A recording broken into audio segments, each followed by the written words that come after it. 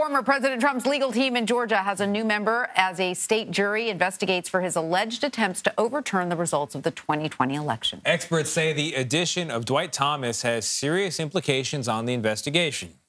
A former colleague of Thomas says if you hire him, quote, you'll want to make sure that you have somebody that is skilled enough to not only examine the issues, but you want somebody who ultimately can go in and fight and win.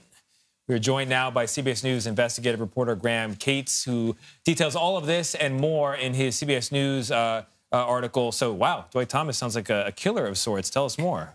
Yeah, he's kind of a revered figure in the Atlanta legal community. He's, for 40 years, worked some of the most fraught, sensitive cases, some of the most famous defendants you could have. The rapper T.I., the local politician Vernon Jones. Currently, he's representing a suburban mayor accused of scheming to steal $1 million worth of COVID relief funds, and a murder suspect accused of pushing a woman from a moving Lamborghini. And I mentioned that one, the Lamborghini, because he's someone, when you have the resources to go for someone with the best reputation and you're in the Atlanta area, he's one of the ones you think about turning to. And he's consulting for the team. He's talking to them about special purpose grand juries, which are pretty unique to Georgia. And even in Georgia, pretty unique. They don't come around very often, but no one has more experience than him working special purpose grand juries.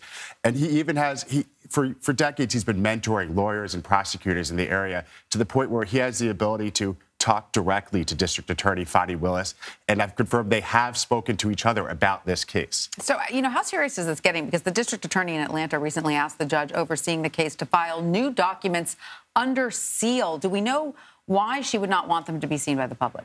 Yeah, well, that's really interesting. So in a normal grand jury, you don't get to find out anything, right? But in a special purpose grand jury, we at least get to see some of the documents being filed. We don't get to see the testimony, but we know who's being subpoenaed. But in this case, they said, we don't want to, we think it'll invade someone's personal privacy if the media finds out about it. And the Atlanta Journal-Constitution has actually filed opposition saying, this is the biggest case, one of the biggest cases in history. So we need to see these documents. And we want to know who this person is or what exactly they're trying to conceal. And we're waiting to hear about that. But you could say, if you're the DA, you could say this is to protect someone's privacy, but it could also be to avoid tipping your hand to the opposition, whether that's Donald Trump or one of these, fake electors they've looked at, or Lindsey Graham, who's also expected to testify before this grand jury this month.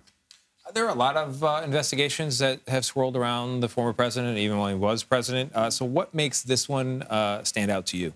It's moving so fast. It's already focusing on some of the closest people to former President Trump.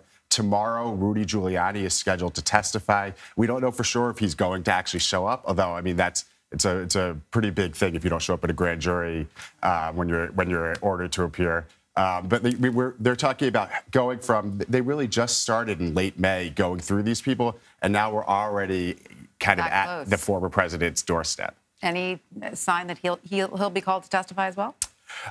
Technically, he could be, but there hasn't been any indication. Or right. A lot of times with grand juries, you avoid actually calling the subject of your investigation, but they have the ability to. They have the right to. Right. All right. So interesting. Graham Cates, thank you so much for your great reporting on this. We appreciate it. Thank you.